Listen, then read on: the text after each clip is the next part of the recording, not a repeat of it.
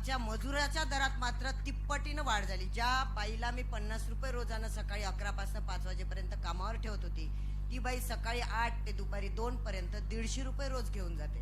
आणि आपल्या ककूंच्या दरात त्या प्रमाणात वाढ झाली नाही. इतर राज्यातला जर व्यापारी आपल्याला 400 पर्यंत 450 पर्यंत सरासरी भाव देतो आहे, मग आपल्या राज्यातल्या का परवडत नाही, तो एक प्रश्न.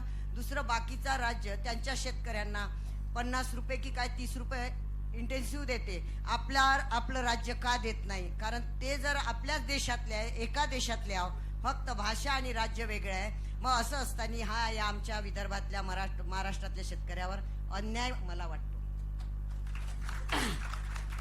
सगळ्यात महत्वाचा अन्याय वगैरे नाहीये हा. आपलं रेशीम शेती ही परंपरागत आपल्याकडे नाही, बरोबर आहे. आपण सोयाबीन, कापूस, तूरवाले आहोत. उरलं तर ऑरेंज, संत्रेवाला. आपला पट्टा संत्रपट्टा आहे ना. आपल्या नागपूरचीच ओळख जगात ऑरेंज सिटी म्हणून आहे. आणि रेशीम ही शेती वंशपरंपरागत, एक्सेप्ट टसर फील्ड, ढिवर कम्युनिटी सारखे आपले लोक जे चंद्रपूर, भंडारा, गडचिरोलीत आहे, ते अतिशय 150-200 वर्षापासून ही शेती करतात. उर्वरित महाराष्ट्रात हा प्रकारच नाही. यामुळे जो आता आम्ही म्हणजे काही वर्षापासून इंट्रोड्यूस झालाय, जवळपास 30 ते 40 वर्षापासून, त्याच्यामुळे काय हे नवीन प्रकारात असल्यामुळे आपण कुठल्याही नवीन गोष्टीची जेव्हा सुरुवात करतो तेव्हा आपल्याला अनेक अडचणीचा, अनेक प्रकारांचा सामना करावा लागतो. त्यातली ही एक अडचण आहे. आणि या अडचणीचा सामना करायसाठी माझे अधिकारी, माझे कर्मचारी मला योग्य सूचना देत आहेत, त्याच्यावर प्रस्ताव तयार करत आहेत. आणि आपण योग्य रीतीने त्या प्रश्नांचा प्रस्ताव तयार करून आपण शासनाकडे पाठवतो. जसं शासनाची मंजुरी आली तसा सगळ्यांनी म्हटल्याप्रमाणे प्रत्येक समस्येवर विचार केला जाईल आणि त्याचा पाठपुरावा करून त्याची सोडवणूक केली जाईल. आणि अशा प्रकारचा प्रस्ताव ऑलरेडी आपण शासनाकडे पाठवलेला आहे, फक्त त्याच्या मंजुरीची आपण वाट पाहत आहोत. आता राहिलाय मी कापूस आणि सोयाबीन, जे रेशीम शेतीचे शेतकरी नाही आहेत मुळात. मी सगळ्यात पहिल्यांदा सुरुवातच याची केली होती भाषणाची, की सगळ्यात पहिले पर क्विंटली किती उत्पादन मिळतं, पर क्विंटली किती भाव आहे याचा. तर माझी अशी सगळ्यांना विनंती आहे की रेशीम संचालनालय, त्याच्यात महत्वाची कलंत्री साहेबांनी एक गोष्ट म्हटली होती, येता येता तुम्हाला जर काही अडचणी आल्या तर सगळ्यात पहिल्यांदा नागपूरमध्ये रेशीमचं कार्यालय शोधावं लागतं. कुठं आहे एक ऑफिस? मी तुम्हाला सांगू इच्छिते की आता जवळपास किती तारखेला 3 दिवसापूर्वी मी एक मीटिंग घेतली होती. त्याच्यात सगळ्या वरिष्ठ अधिकाऱ्यांना म्हटलं होतं, तुम्हाला रेशीम शेती किंवा रेशीमचं भवितव्य उज्ज्वल करायचं आहे का? सगळे अधिकारी माझ्या एक सुरात म्हटले, हो मॅडम. मग त्याच्यासाठी काय पाहिजे? आपल्याला रेशीम शेतीचं उज्ज्वल भविष्यासाठी आपल्याला रेशीम शेतीचं अस्तित्व पाहिजे. मग अस्तित्व असण्यासाठी काय पाहिजे? अस्तित्व असण्यासाठी त्याला ज्या काही गोष्टी लागतात, ज्याला इन्फ्रास्ट्रक्चर म्हणतो आपण, त्याला स्वतःची बिल्डिंग म्हणतो. आता इथे वन विभागाची स्वतःची बिल्डिंग आहे, बरोबर नागपूरकर? वन विभाग आहे स्वतःचा, कलेक्टर साहेबांची स्वतःची बिल्डिंग आहे, जिल्हाधिकारी कार्यालय म्हटलं तुम्हाला जास्त शोधावं नाही लागत, पटकन ऑटोत बसलं की तिथे सोडून देतो कुठलाही ऑटोवाला, बरोबर? डिव्हिजनल कमिशनरांची स्वतःचं बिल्डिंग, स्वतःचं ऑफिस आहे. मग आमचंच का नाही? मग मी माझ्या सगळ्या अधिकाऱ्यांना सूचना दिल्यात, मला ताबडतोब प्रोजेक्ट रिपोर्ट पाहिजे की रेशीम भवन म्हणजे काय, त्याच्यात कुठल्या कुठल्या सोयी सवलती असाव्यात, त्याच्यासाठी आम्ही जागा घेणार होता. आणि ती प्रक्रिया मी सुरू पण करून दिली आहे. 4 दिवस झालेत फक्त या गोष्टीला. आपल्याला स्वतःचं रेशीम भवन असेल, रेशीम त्याच्यावर फॉर्म असतील, त्याच्यावर प्रयोगशाळा असतील, तिथे सगळ्या शेतकऱ्यांची ट्रेनिंग होत जाईल. तुम्हाला उद्या काही दिवसानंतर कर्नाटका, बेंगलोर, म्हैसूरचे दौरे करावा लागणार नाही. इथंच तुमच्या मातृभाषेत तुम्हाला सगळ्या प्रकारची ट्रेनिंग उपलब्ध होतील, तुमचे ट्रेनिंग घेतल्या जाईल. आणि ट्रेनिंगसाठी येणाऱ्या सगळ्या शेतकऱ्यांना राहायची सोय उपलब्ध व्हावी. आम्ही हॉस्टेलचा प्रस्ताव त्याच्यात घेतोय. म्हणजे सगळ्या प्रश्नांचा, सगळ्या समस्यांचा मी अतिशय लक्ष घालून, माझ्याकडनं जितकं होते तितकं लक्ष घालून, पाठपुरावा करून त्या मी पूर्णत्वास, जोपर्यंत माझा कार्यकाळ रेशीम संचालनालयाच्या संचालक म्हणून आहे तोपर्यंत मी हे सगळे प्रस्ताव, हे सगळे प्रोजेक्ट पूर्ण करण्यासाठी मनापासून प्रयत्न करते. तर मला असं वाटतं की मी जे काही बोलली ते तुमच्यापर्यंत योग्य रीतीने पोहोचलंय. आणि उरलेल्या ज्या काही तुमच्या अडी अडचणी आहेत त्यांचे सोडवणूक करायसाठी माझे अधिकारी कलंत्री साहेब, आपल्या रेशीम उत्पादक मॅडम हे सगळे उपस्थित आहे. त्याच्यामुळं मी माझ्या बोलण्याला 2 शब्द जे काय तुम्ही ऐकून घेतलेत त्याच्याबद्दल आभारी आहे आणि मी आपली सगळ्यांची रजा घेते. थँक्यू. बहुत बहुत धन्यवाद भाग्यश्री ताई. आप अफसरी नहीं तो एक किसान की बेटी के नाते आपने जो उपलब्धि और आपका जो कार्यकाल में आप जो करने वाली है इसके बारे में जो बातचीत बताई, इससे सुनकर बड़ी प्रसन्नता है किसानों को हुई है कि कोई प्रश्न रहेंगे नहीं और सारे प्रश्नों को धीरे धीरे धीरे हम आगे बढ़ाते हुए छुटकार पाएंगे और इसमें हमकी समृद्धि जरूर होगी. एक बार सब लोग बड़े दिल से तालियां बजाइए. आप जरा बजाइए बजाइए बजाइए. ये हमारे संस्कृति में जब खुशी की चीज होती है ना तो बजाते. आप लोग बड़ी खुशी से बताइए. और एक बार मैडम इसी प्रकार यहाँ 3 साल नहीं 6 साल तक बनी रहे और हमारे सारे प्रश्नों को सॉल्व करके आगे जाए. इसलिए आप खड़े रहकर उनको तालियां बजा के धन्यवाद दीजिए. खड़े हो जाइए एक बार. बहुत बहुत धन्यवाद आपको मॅडम. एक किसान भाग्यश्री ताई, हे शेतकऱ्यांचे आशीर्वाद तुम्हाला मिळतात आहेत आणि शेतकऱ्याचे आशीर्वाद कोणी लहान होतच नाही. ही गॅरंटी आहे. देवाच्या आशीर्वादापेक्षा मोठे आहेत. बैठ जाइए भाई और बहनों. बहुत बहुत धन्यवाद. इतना समय आपने दिया और इतने सारी उपलब्धि तैयार दी और इस कारण किसानों की हिम्मत बहुत बढ़ेगी. बस अभी मैं अनुरोध करता हूं कि भाई मैडम आप जाना चाहोगे अभी?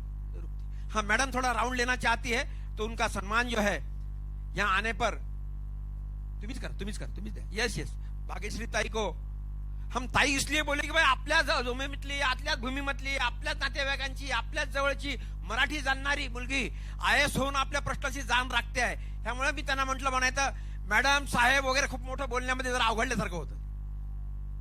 हाँ बहुत बहुत धन्यवाद. ये एग्रो विजन की तरफ से माननीय गडकरी साहब ने बोला कि आपका सम्मान कीजिए करके, तो आप अभी जाके राउंड ले सकती हो. बहुत बहुत धन्यवाद. गोरे साहब अभी थोड़ा शासकीय योजना के बारे में एक 10 मिनट में बताएंगे और फिर इसको खत्म करते हैं. नेक्स्ट जो बात करने वाले हैं वो भी वक्त आ गए हैं. बहुत बहुत धन्यवाद मैडम. मैंने आपको थोड़ा आश्चर्य होगा कि मैंने ये टोपियां क्यों बदली. पहले जब मैं आया था तो ये टोपी थी तो मैं साहेब के रूप में आपसे बात कर रहा था. साहेबाच्या स्वरूपात मी बोलत होतो. त्यानंतर आलो तर मी म्हणलं चला ही टोपी घाला याच्याकरता समृद्धी आली थोडीशी. पण ती समृद्धी कोणाला आली तर ती माझ्या शेतकऱ्याला आली. हा शेतकरी समृद्ध झाला ह्या सगळ्या टोप्याच्या करतात. म्हणजे टोप्या बदलण्याचं काम असं नाही. खऱ्या अर्थाने समृद्धीने पैसा कमवून टोपी ही कशी होऊ शकते आणि माझा शेतकरी कसा मोठा होऊ शकतो याचं एक कारण होतं म्हणून त्या वेगळ्या वेगळ्या टोप्या घालून तुम्हाला दाखवल्या. श्री गोरे साहब आपका संबोधन शुरू कीजिएगा प्लीज. धन्यवाद आणि खूप खूप आभार मॅडम, तुम्ही आलात आणि इतकं विशेष मार्गदर्शन आणि आश्वासन आम्हाला आमच्या शेतकऱ्यांना दिलं त्याबद्दल. मॅडमनी पण आपल्या शेतीतलं जे अनुभव आहेत ते आपल्यासोबत छान शेअर केले आणि खरंच आपल्याला एक हिंमत दिली आहे की कशा पद्धतीने आपण आपल्या रेशीमचा जो उद्योग आहे तो कशा पद्धतीने आपण वाढवू शकू. आता विनंती करते डॉक्टर गोरे सरांना की त्यांनी आपलं मार्गदर्शन पुढे करावं प्लीज. नमस्कार शेतकरी बांधवांनो, मी अर्जुन गोरे, उपसंचालक रेशीम संचालय नागपूर. मी मोजून 5 मिनिटात रेशीम शेती, आता तुम्हाला सगळं जवळजवळ टेक्निकल पण नॉलेज आलं, काय काय योजना आहेत ते नॉलेज आलं. म्हणजे एक ठोकता आला पण ऍक्च्युअल काय मिळतं रेशीम शेतीमधून, आपल्या राज्याचं कुठपर्यंत स्थान आहे, एकूण भारतामध्ये काय आहे, जगामध्ये काय आहे, त्याबद्दल एक थोडक्यात एक 5 मिनिटात तुम्हाला रेशीम एक सांगून देतो की त्याच्यामुळे तुमचं नॉलेज पण वाढेल आणि त्याबरोबर रेशीम शेती का करावी, ह्याच्यामधून यापासून इतके लोक का वाढायला लागलेत आपले ते थोडक्यात सांगून देतो. मेन म्हणजे रेशीम जे आहे ना, पूर्ण जगामध्ये सगळ्यात प्रथम क्रमांक आहे चायनाचा. जवळजवळ 80% रेशीम जे आहे ना चायनामध्ये उत्पादन होतं. दुसरा क्रमांक आपल्या भारताचा आहे, त्याच्यामध्ये जवळजवळ 19% म्हणजे जगाला जेवढं उत्पादन होतं त्यातलं 19% भारतात होतं.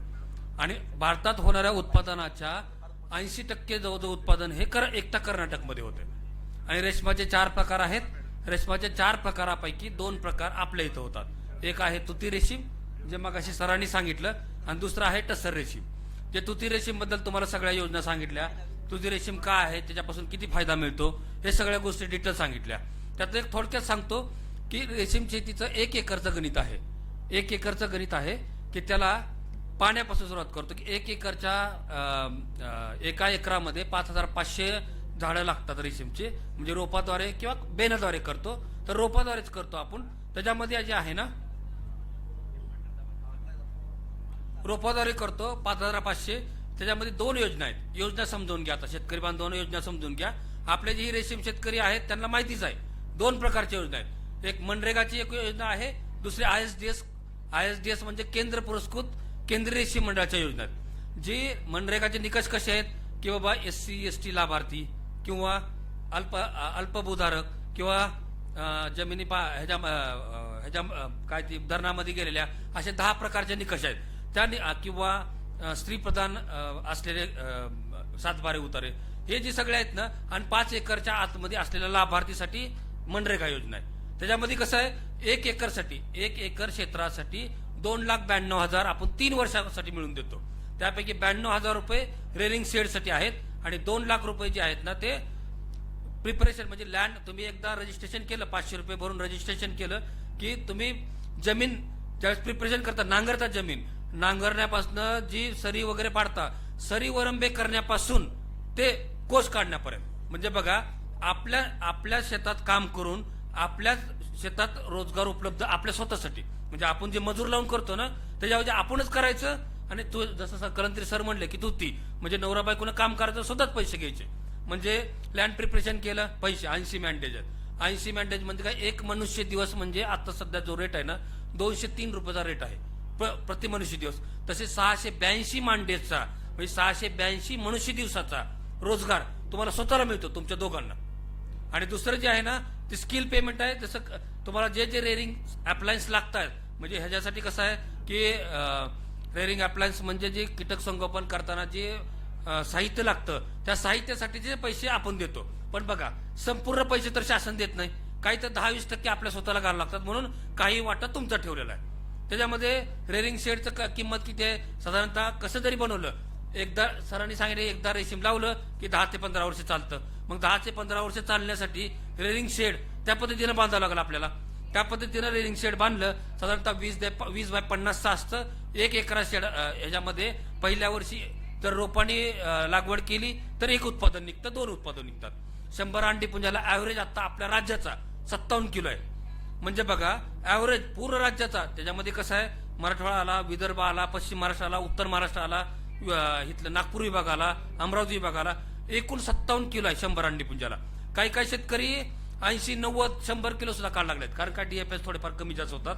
परंतु ऍव्हरेज जर बघितलं ना तर 57 किलो म्हणजे 60 किलो आहे. आता सध्या भाव किती आपला ऍव्हरेजली 350 रुपये. बघा मागच्या वर्षापासून गेल्या वर्षापासून 350 ऍव्हरेज रेट आहे. मध्ये फक्त 2 महिने कमी झाला होता. जसं पावसाळ्यात वगैरे रेट जो आहे ना तो ऑटोमॅटिकली त्याची रिलायबिलिटी म्हणजे त्यातनं जो धागा निघतो ना त्याचे कमी जास्त होत असल्यामुळे धागा कमी होतो. पण पुन्हा आता रेट वाढलेत. का वाढलेत रेट माहिती का की 8,000 किलो मेट्रिक टन सूत हे आपण आयात करतो. कुठून चायनामधून. चायना एक नंबर आहे 80% होतं. 8,000 किलो मेट्रिक टन सूत म्हणजे बघा आपल्या 1 एकर शेतातून किती सूत निघतं माहिती का. समजा तुम्ही 5 पिकं काढली एका ह्याला ऍव्हरेज 60 किलो धरलं 6 30 300 किलो रेशीम निघालं. 300 किलो भागिले 7 करा 6 किलो असतं ऍव्हरेज 7 करा म्हणजे 7 28 किती किलो झालं 40 किलो. 40 किलो सूत आपण 1 एकराला काढतो वर्षानं.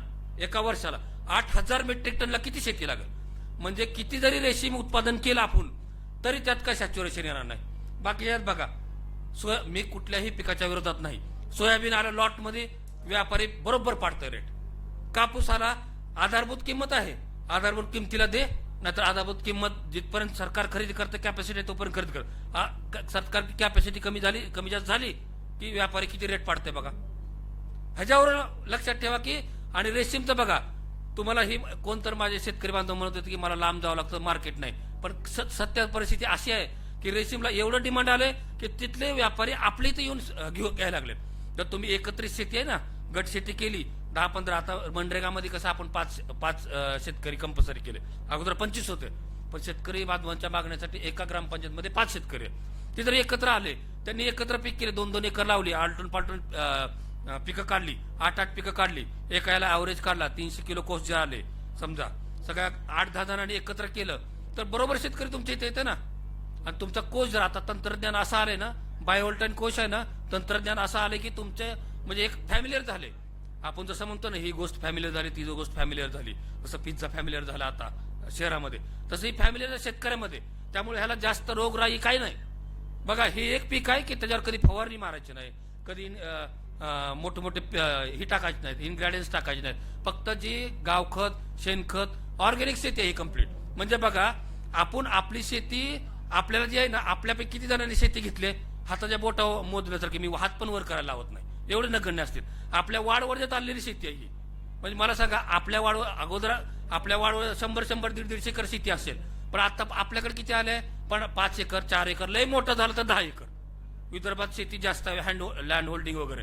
पण ते आता आपल्याला 2 मुलं आहेत, ते निम्मी होणार का नाही? मग आपण आपल्या पुढच्या पिढीला काय देणार? ऊसासारखी खारवड झालेली जमीन किंवा सारखं 30-30 पिकं करून सगळं कस गेलेली जमीन. रेशीम शेती जर करायला लागला ना, त्याचा कस जात नाही, कस वाढतो उलट. त्याचा जो सामू म्हणतो ना, त्याच्यामध्ये इम्प्रुव्हमेंट होतं. म्हणजे आपल्या पुढच्या पिढीला आपल्या आई वडिलांनी, आपल्या आजोबा पंजोबांनी जी शेती दिलेली आहे ना, ते चांगल्या शेती देण्याचा प्रयत्न जर करत असेल तर माझं कळकळीची विनंती आहे की रेशीम शेती करावी. दुसरी योजना आहे ISDS योजना. ज्या मनरेगामध्ये जे बसत नाहीत ना, मनरेगा व्यतिरिक्त बसत नाहीत, त्या शेतकऱ्यांना आपण याच्यामध्ये लाभ देतो. आताच मॅडमने, ऑनरेबल आमच्या जे मॅडम आहेत, त्यांनी सांगितलं की अशी शेती आपण त्यांना, त्याच्या व्यतिरिक्त जे आहेत त्यांचे प्रस्ताव आलेले आहेत. त्याच्या व्यतिरिक्त जेवढ्या शेतकऱ्यांना आहे ना, तेवढ्या शेतकऱ्यांना सगळ्याला पैसे मिळणार.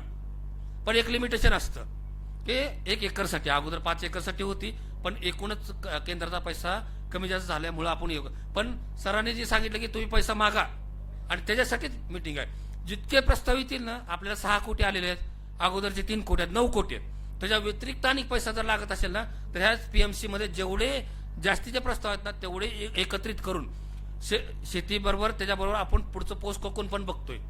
पोस्ट कोकून जे आहे ना, पोस्ट कोकून पण बघतोय. कारण तुमचे जी मार्केटिंग दुसरा भाग म्हणतो ना, तुमचे कोष, राज्यातील कोष राज्यातच प्रक्रिया करण्यासाठी आपण पोस्ट कोकून पण बघतोय. जसं ARM आपण भंडाऱ्याला उभा केलं, जालन्याला उभा केलं, सोलापूरला सांगलीला उभा करतोय. म्हणजे इथलेच कोष बाहेर न जाता हिथंच प्रक्रिया करायसाठी त्याच्यासाठी पैसे मागतोय आपण. म्हणजे हळूहळू हे जसे आळी काट टाकते तसं आपला रेशीम उद्योग काट टाकतोय. म्हणून माझी एवढी विनंती आहे की रेशीम शेती जी करतात शेतकरी त्यांनी धीर धरा. मॅडम बघितल्यात 15-15 वर्ष शेतकरी करत. एक जण म्हणत होते वर्ध्याचे 13 वर्ष करतात. कसं काय करत असतील? त्यात काय तर मिळते म्हणून करते ना. काही इतक्या दिवसात किती योजना आल्या, 100चे कृषी विभागात तर 100 योजना आहेत. प्रत्येक काय लावलं, सोयाबीन आलं, पीक गेलं, योजना ही आली, ती पीक आलं त्याला योजना, डाळिंबाला योजना, त्याला सगळ्या आहेत का योजना. 13 वर्ष एका वर्षी एका पिकाला योजना जर घेतली त्यात 7 बाराला, तर दुसऱ्याला घेता येत नाही. 13 वर्ष त्याला 13 पिकं घेता आली नसती का? का केलं असेल त्यांनी? 12 वर्ष का केलं असेल? कारण रेशीम मध्ये स्टॅबिलिटी आहे आणि सस्टेबिलिटी कमी आहे. सस्टेबिलिटी येण्यासाठी आपला रेशीम उद्योग हे सगळ्या शेतकऱ्यांनी करणं आणि टिकवणं हे लय महत्वाचं आहे. म्हणून तर 3 वर्षाची योजना आहे. तुम्ही पहिल्या वर्षी दम घ्या, 4 पैसे मिळतील, आपल्या शेतात काम करा, आपल्याला पैसे मिळतील, त्याच्याबरोबर ऍडिशनल 1 उत्पादन 2 उत्पादन मिळेल. दुसऱ्या वर्षी तुमचा फोलेज मोठा होईल, जसं ते आहे ना, फोलेज मोठा होईल, 10-12 ब्रँचेस निघतील, 3 ते 4 पिकं घेतात. तिसऱ्या वर्षी बघा, ज्यावेळेस तुम्ही कट करताल ना व्यवस्थित कटिंग त्या ह्याची, एकदा लावली की 12 वर्ष 15 वर्ष टिकत नाही, टिकते. कशासाठी टिकते? त्यात इन्ग्रेडियंट्स प्रॉपरली टाकले तर 12-15 वर्ष टिकते. नंतर बघा तिसऱ्या वर्षी त्याचे फोलेज जर आला तर तुम्ही ही तर जे म्हणतो ना आपण 500 अंडीपुंज 600 अंडीपुंज ऍव्हरेज आहे. पश्चिम महाराष्ट्रामध्ये लोक जे ऊसाचा पट्टा आहे, द्राक्षाचा पट्टा आहे, कितीतरी मोठे मोठे मिरच्याचा पट्टा आहेत, त्याच्यामध्ये रेशीम शेती का करतायत? 8-8, 9-9 पिकं घेतात. 1.5 एकर, 1 एकरचं गणित आहे 6 पिकं. 1.5 एकर केले ना 8 ते 9 पिकं, आलटून पालटून पिकं करा. कमीत कमी 4 ते 5 लाख रुपये कमीत कमी उत्पादन हमखास आहे. आणि हे किती माहिती का? ह्याचा जे आपण पैसे घालतो ना ते किती माहिती? 10% ते 15% फक्त. अंडीपुंज 75%. फक्त तुम्ही जी इन्ग्रेडियंट्स टाकताय ना, तिसऱ्या वर्षापासून सोडा. म्हणजे तुम्हाला जे पैसे देतं शासन त्याच्यानंतर सांगतो. फक्त तुम्ही अंडीपुंजाचे 25% पैसे भरायचे, जे तुमचे पाण्याचा जो लाईटचा खर्च आहे, लाईटचा खर्च तेवढा, आणि इन्ग्रेडियंट्स जे टाकता तुम्ही तेवढंच, आणि जे डिसइन्फेक्टंट वगैरे प्रॉपरली आहे ना ते. फक्त ही कसं आहे, तांत्रिक टेक्नॉलॉजी अडॉप्ट करायचं काम आहे. हे काय रेशीम शेती म्हणजे रेशीम शेती उद्योग का म्हणतो आपण? उद्योग का म्हणतो माहिती का? हे तांत्रिक आहे. तुम्ही एकदा आत्मसात केला की मग बघा. पण पुन्हा म्हणचाल की मग ही जी म्हणतात ना पैठणी, हे ते सगळ्या गोष्टी सांगायची गरज नाही. माणसा खिशात पैसा आला की ऑटोमॅटिक. आणि हे कष्टाचे पैसे आहेत तुमच्या, कष्टाचे आहेत म्हणजे कष्टालाच लावणार तुम्ही. म्हणून माझी विनंती आहे की आता जे गेल्या वर्षी पण मी म्हणलो होतो, पण मला असा आनंद आहे की गेल्या वर्षीपेक्षा जास्त शेतकरी बांधव आज आहे की तुम्ही आता माउथ पब्लिसिटी व्हॉट्सअप वगैरे जे आहे ना, आज जी 4 गोष्टी सांगितलेल्या आहेत ना, त्या गोष्टी आपण एकमेकाला ही करा, अनुदानावर राहू नका. मला एक सांगा, आपले वडील आपल्याला शिकवतात, ग्रॅज्युएट करतात, काहीतरी डिप्लोमा करतात, हे करतात, हाताला जातात, मोठं झालं वडील काय म्हणतंय, बघ तुझं तुझं. तसं शासनाचं आहे का की तुम्हाला उभा करणार, आम्ही तांत्रिक नॉलेज देणार, सगळं करणार, पण नंतर आपण आपलं हे करायचं. कोण येत नाही. तुम्ही जर एक पीक पालटून दुसरं पीक करायला लागला आणि अनुदान घ्यायला लागला तर तसंच राहणार. मला सांगा, वर्षानुवर्ष तीच चाललंय, कुठपर्यंत आपण आवरून राहतोय. शासनाकडे पण लिमिटेशन आहे ना, योजना जाहीर करायची, थोडंफार येते, कमी जास्त ते आपल्यापर्यंत पोहोचतंय, कमी जास्त सगळं होतंय, पण पुन्हा काय होतं, पुन्हा आपण पंगू म्हणतो. कशाला गरज आहे, आपण आपलं उन्नती करा ना, आम्ही आहे ना तुमच्या वाटेची. कमी जरी असले ना लोक तरी बघा, आता असलं झालेलं आहे की आपण बघा, ठीक आहे शेतीमध्ये कमी, तुमच्याकडे नॉलेज एवढं आलेलं आहे, युट्यूबवर एवढ्या यशोगाथा आहेत, सगळं नॉलेज आहे, त्यामध्ये जर काय कमी पडलं तर या ना लोकांकडे, उलट तुम्ही शिकवायला पाहिजे. म्हणून माझी विनंती आहे की आता ह्या वर्षी जी नवीन शेतकरी येणार आहेत ना, त्यांनी 500 रुपये का घेतो आम्ही, 500 रुपये म्हणजे बघा, कुठल्याही शेतकऱ्याकडून आम्ही 500 रुपये घेतो, त्याला पावती देतो रिजिस्टर, पण कशासाठी की त्याला आम्ही तंत्रज्ञान देणार आहे, त्याला किंमत असावी, किंवा 500 रुपये भरले तर आपण त्या ह्याला जायला पाहिजे. अगोदर आम्ही प्रशिक्षण देतो, प्री प्लांटेशन प्रशिक्षण म्हणजे अगोदर लागवडपूर्व प्रशिक्षण, नंतर लागवडीनंतर पण प्रशिक्षण देतो. हे डीपीसीची योजना म्हणजे जिल्हा वार्षिक योजना आहे. म्हणजे बघा किती योजना आहेत, सगळ्या प्रकारच्या योजना आहेत, पण थोडाफार कमी जास्त प्रमाणात तिकडे तिकडे पैसे होणार, पण शासनाचे पैसे तुम्हाला हमखास मिळणार, ते पण पात्रतेनुसार. दुसरा रेशीम उद्योग आहे, हे झालं तुतीचं, जे नागपूर किंवा भंडारा, आपलं नागपूर विदर्भामधले जे बाकी जिल्हे आहेत, भंडाऱ्यामध्ये काय प्रमाणात आहे, त्याच्या व्यतिरिक्त दुसरं आहे ते त्याचं नॉलेज तुम्हाला थोड्यात 5 मिनिटात देतो की टसर रेशीम उद्योग आहे. गेल्या वेळेस पण मला सांगायची इच्छा होती, पण पुढचं सेशन असल्यामुळे आता मला 1-2 मिनिटं वेळ दिला, मी टसरचं सांगतो. टसर हा रेशीम उद्योग आपल्या भंडारा, गोंदिया, नंतर चंद्रपूर आणि ही जी आहे ना गडचिरोली ह्या जिल्ह्यात होतो. जे वनक्षेत्र उपलब्ध आहे, ऐन आणि अर्जुन वृक्षाचं जे वनक्षेत्र उपलब्ध आहे ना, त्याच्यामध्ये हे रेशीम शेती करतो. हे जे 4 जिल्हे आहेत ना इकडचे, त्या 4 जिल्ह्यामध्ये आपण करतो. त्याच्यामध्ये बघा, जे आपले आदिवासी बांधव आहेत, धिवर समाजाचे, त्यांना आम्ही प्रशिक्षित केलेलंच आहे, पण माझी अशी इच्छा आहे की तिथले जे प्रॉपर लोक आहेत त्या जिल्ह्यातले, जिथं आता जी ग्रामसभा वगैरे होतात, त्यांना पट्टे अलॉट करणार आहेत. माननीय मुख्यमंत्री महोदयांनी सांगितले की थोड्या दिवसात पट्टे अलॉट होणार आहेत. तर माझी अशी रिक्वेस्ट आहे त्यांना की ऐन आणि अर्जुन वृक्षाची आम्ही पूर्ण सहाय्य करतो. एका हेक्टरसाठी त्याला आपण जवळजवळ 2,10,000 आहे 4 वर्षासाठी, फक्त जोपासना बरं का, तिथं पीक घ्यायचं नाही. तुम्ही लागवड केली ऐन आणि अर्जुन वृक्षाची तर 4 लाख, त्या एका हेक्टरसाठी आम्ही 2 लाख रुपये देतोय. तर तुम्हाला जर पट्टे अलॉट केले तर त्याला 8x8 अंतर आहे. म्हणजे बघा, 8x8 अंतरावर अर्जुन किंवा ऐन वृक्षाची जर लागवड केली तर मध्ये तुम्ही स्वतःच बाकीचं सगळं घेऊ शकता, तुमची पिकं घेऊ शकता. तिथंच मनरेगा अंतर्गत पॉन्ड घेऊ शकता, म्हणजे काय, तळे घेऊ शकता, तळ्यात थोडीफार मासेमारी करू शकता, आंतरपिकं घेऊ शकता, त्याच्याबरोबर तुमचं रेशीम पण वाढेल. नंतर 4 वर्षानंतर तुम्हाला त्याच्यावर पण पीक होईल आणि खाली पण येईल. झाडं अशा पद्धतीने वाढवता येतील की मध्ये जे आहे ना आंतरपीक पण घेता येईल. माझी आजची इच्छा आहे की टसर रेशीम जे तिकडचे ह्या 4 जिल्ह्यातले बांधव आहेत, ज्यांना जे वनपट्टे मिळणार आहेत, त्यांना रेशीम शेती करावी. एक संलग्न आहे त्याच्यामध्ये बघा, तुम्हाला मासेमारी करू शकता, भाताचं पीक घेऊ शकता, तुम्ही जी परंपरा करताना रेशीम करू शकता, त्याच्याबरोबर बाकीचे जे आहे ना मधुमक्षी पालन वगैरे ही जे आहे ना ते पण करू शकता. म्हणजे एकंदरीत तिथले जे समाज आहे, आपला आदिवासी बांधव आहे ना, त्यांच्यासाठी सुद्धा ह्या रेशीम उद्योग 1 नंबर आहे. त्याला सुद्धा आम्ही तांत्रिक नॉलेज देतोय आम्ही. त्याच्यामध्ये बघा, त्याच्यामध्ये पण आपल्या इथं वाढ होत चालली आहे. मी थोडं एकच स्लाइड दाखवतो, तुम्हाला आवडेल ती स्लाइड. ही एवढी स्लाइड आहे बघा, 40 दिवसात आहे ना, इथं पण 40 ते 50 हजार ह्या कुठं वन जमिनीवर बरं का. इथं सांगितलं तुम्हाला की 4 ते 5 लाख रुपये तुमच्या 1-1.5 एकर मध्ये लावलं तर होतात. किती, 3ऱ्या वर्षापासून बरं का. नंतर पहिल्या वर्षापासून ऍव्हरेजली पूर्ण भारताचा 1,20,000 एवढा तुती रेशीम मध्ये, ह्याचं 40 ते 50 हजार आहे. एकदम सोपं आहे. 40 ते 50 दिवस जर तुम्ही त्या ह्याच्यामध्ये काम केलं कुठं टसर रेशीम मध्ये, तुम्हाला 40 ते 55 हजार रुपये 3ऱ्या पिकाला. ह्याच्यामध्ये 3 पिकं असतात. पहिले जे आहे ना बीज पीक असतं, तिथं आम्ही कोश विकत घेतो, ₹1.80 कोश. तिकडं किलोने विकतात. कुठं तुती रेशीमध्ये किलोनं घेतो व्यापारी, आणि इथं जे आहे ना ककूनवर घेतो. एका ककून म्हणजे एक जो ककून असतो ना, त्यांनी दाखवला सरांनी, पांढरा ककून होता ना, हे नगावर घेतात. नगावर म्हणजे तिथल्या जे तिकडचे बांधव असतील त्यांना तुम्ही जर सांगितलं की वा असा असा रेशीम उद्योग आहे, तिथं सुद्धा आमचे ऑफिसेस आहेत. ऑफिसेसमध्ये सरळ जिल्ह्याला ऑफिसेस आहेत. त्यामुळे तिथं सुद्धा तुम्हाला ह्याच्या उत्पादनाचं सगळं नॉलेज मिळेल. आणि ज्यांना करायचे ना, ज्यांना मोठमोठे जास्त लँड होल्डिंग आहे, त्यांनी ही उद्योग लावला तरी चालतो. ह्याच्यामध्ये लिमिटेशन नाही. तुम्ही ही लावा, त्याच्यामध्ये आंतरपीक करा, त्याच्यामधून पुन्हा जास्त कमवा. माझी अशी विनंती आहे की 3-4 योजना जर सांगितल्या तुम्हाला, एक ISDS सांगितली केंद्र पुरस्कृत मनरेगा व्यतिरिक्त, दुसरी मनरेगाची योजना आहे, तिसरी RQI ची योजना, राष्ट्रीय कृषी विकास योजना अंतर्गत योजना आहे. त्याच्यामध्ये 2 मार्केट उभा करतोय आपण. मग जालन्याला तुम्हाला गेल्या वर्षी सांगितलं, आता पैसे आलेत, पैसे ट्रान्सफर केलेत आपण.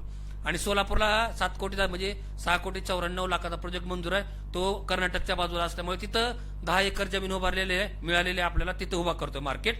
आणि आता आमच्या असिस्टंट डायरेक्टरला सांगितलेलं, आताच मॅडमने सांगितलं की हिथं जी जागा मिळणार आहे आपल्याला, नागपूरमध्ये जागा मिळणार, तिथं रेशीम भवन बरोबर ही बाकी सगळ्या फॅसिलिटीज आपल्याला मिळणार आहे. म्हणजे बघा, पूर्ण राज्यामध्ये पश्चिम महाराष्ट्र असो, विदर्भ असो, मराठवाडा असो, सगळ्याच्या दृष्टीनं सर्वांगीण विकास होण्यासाठी रेशीम संचालनालय म्हणजे जे सहकार पणन वस्त्रोद्योग विभागाअंतर्गत येतं आपलं, त्याचे जे आता जे माननीय महोदय सचिव आहेत, ते एक नंबर म्हणजे ज्यांनी आता रेशीम टेक्स्टाईल पॉलिसी काढली.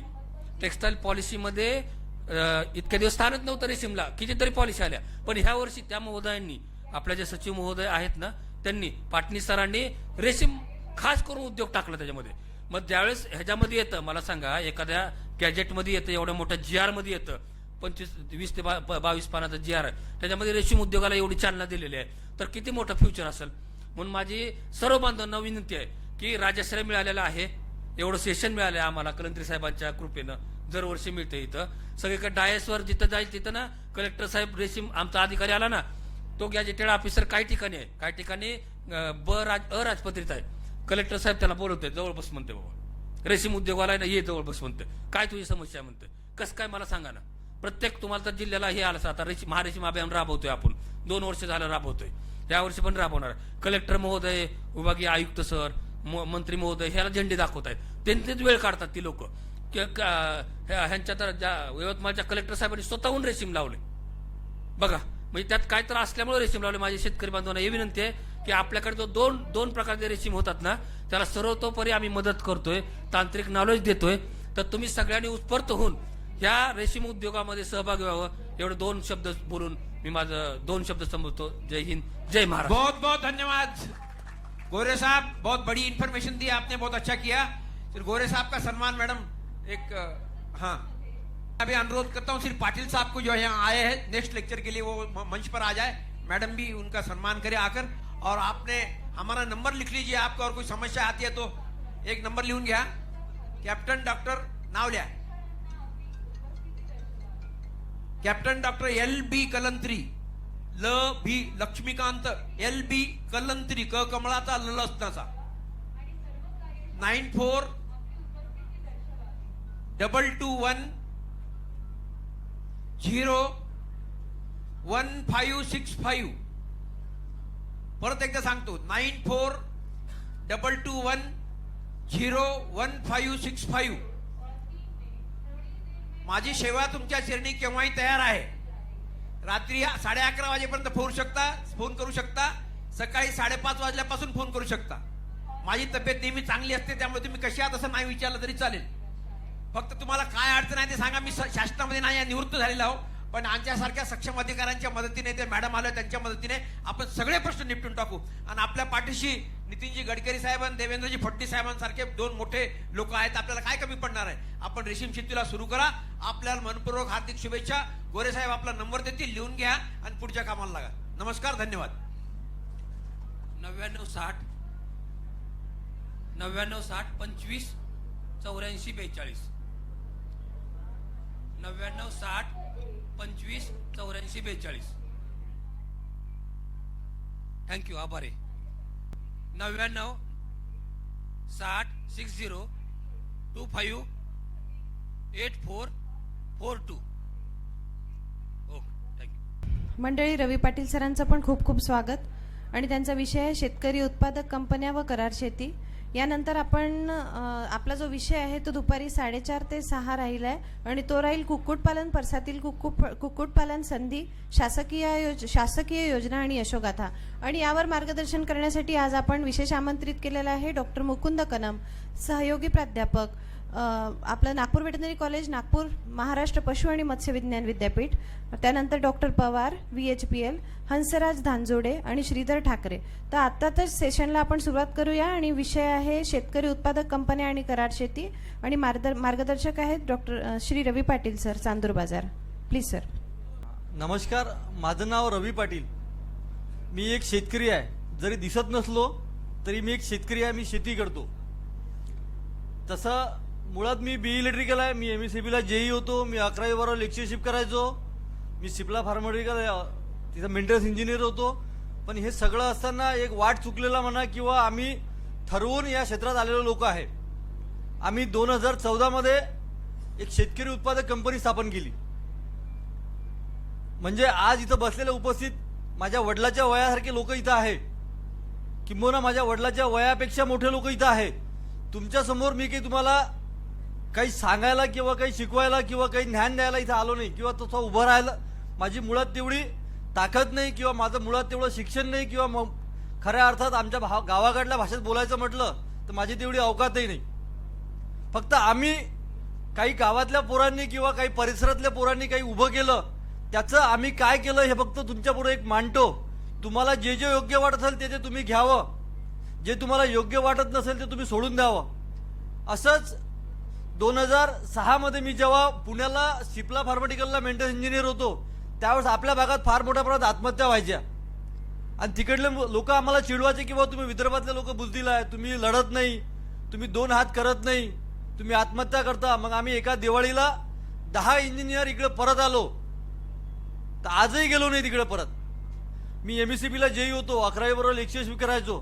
मुळात अतिशय गरीब कुटुंबातनं 2 टाइम कामाला जाणारं आमचं कुटुंब आहे, त्यातनं आलेलो आहे. आणि असे 10 इंजिनियर आम्ही जेव्हा काम करायला लागलो, आता फक्त 3 राहिले, बाकी सगळे 7 फॉरेनला गेले. हे करताना 2014 मध्ये कृषी समृद्धी नावाचा एक प्रकल्प होता शासनाचा, केम नावाचा. आपल्या विदर्भात फार मोठ्या प्रमाणात आत्महत्या व्हायच्या म्हणून रोम गव्हर्नमेंटने आपल्या गव्हर्नमेंटला दिलेलं कर्ज होतं. त्या कर्जात अमरावती विभागातले 5 जिल्हे आणि नागपूर विभागातला वर्धा जिल्हा या 6 जिल्ह्यामध्ये ते हा प्रोजेक्ट राबवला गेला. त्याच्यामध्ये आमची कृषी समृद्धी शेतकरी उत्पादक कंपनी स्थापन झाली. कंपनीचा पहिलं सर्टिफिकेट आम्हाला माननीय देवेंद्र फडणवीस साहेब CM साहेब ज्यावेळेस निवडून आले, ज्यावेळेस पहिली सभा झाली त्यावेळेस तिथं भेटली. हे सगळे आमचे डायरेक्टर आहे. म्हणजे मी त्याचा नेता, म्हणजे आमच्या खालची टीम कशी असेल तुम्ही पाहता. आम्ही मुळात शेतकरी ह्या 2-3 भागात नळवल्या जाते. एक, त्याला बियाणं भेटत नाही, त्याला जे बियाणं पाहिजे असते वेळेवरती बियाणं भेटत नाही, आणि खतं त्याला पाहिजे ते खतं भेटत नाही. म्हणून आम्ही शेतकऱ्यांसाठी शेतकऱ्यांनी चालवलेलं कृषी केंद्र सुरू केलं. आमचं 4 बाय 4 फुटाचं कृषी केंद्र आहे. किती? 4 फूट बाय 4 फुटाचं कृषी केंद्र आहे. मागच्या वर्षीचं ऑडिट 3 कोटी रुपयाचं आहे. आमच्यासोबत 2000 लोक जुडलेले आहे. आम्ही जवळपास यावर्षी 2600 एकरावर कॉन्ट्रॅक्ट फार्मिंग केलं आहे. आम्ही जवळपास 6 राज्यामध्ये कॉन्ट्रॅक्ट फार्मिंग करतो. आम्ही मसाला पिकामध्ये कॉन्ट्रॅक्ट फार्मिंग करतो, आम्ही मक्यामध्ये कॉन्ट्रॅक्ट फार्मिंग करतो, आम्ही हळदीमध्ये कॉन्ट्रॅक्ट फार्मिंग करतो. ह्या सगळं काम करताना आम्ही कृषी केंद्र सुरू केलं. आणि काही नवीन काम चालू करताना आपला कल्ला असला पाहिजे, हे तुम्हाला सगळ्याला माहिती आहे. म्हणजे मी आपला अमरावतीचा आहे. कोणतेही काम करताना कल्ला असला पाहिजे. आणि आपल्या कृषी सेवा केंद्राचं 4 गावात चर्चा झाली पाहिजे. म्हणून आपल्याला फुकट्यात एक महाराज होते आम्हाला, सत्यपाल महाराज, त्यांच्या हस्ते उद्घाटन ठेवलं. खरं तर सत्यपाल महाराजला पाहायला लोक आले होते, त्याच्या हाताने आम्ही कृषी सेवा केंद्राचं उद्घाटन ठेवलं. 17,000 लोक कृषी सेवा केंद्राच्या उद्घाटनाला होते. आणि परिसरात चर्चा सुरू झाली. जे DAPची बॅग, जे SSPची बॅग तुम्हाला 320 रुपयात तुमच्या गावात भेटते, ते आम्ही 260 रुपयात घरपोच देतो.